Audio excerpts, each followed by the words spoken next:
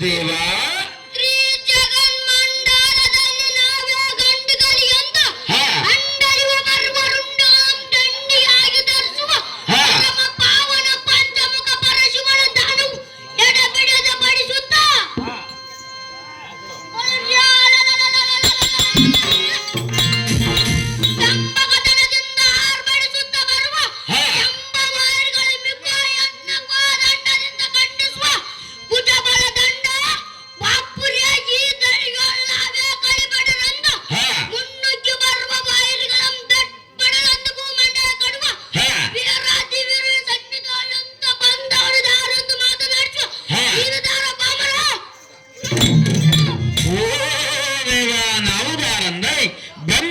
ಸರಸ್ವತಿ, ಪಾಂಡವರ ಹೆಂಡತಿ ದ್ರೌಪದಿ, ದುರ್ಯೋಧನ ಹೆಂಡತಿ ಭಾನುಮತಿ, ನನ್ನ ಹೆಂಡತಿ ಕುಶಲಮತಿ, ನಾನವಳ ಗಂಡ ಸಾರಥಿ.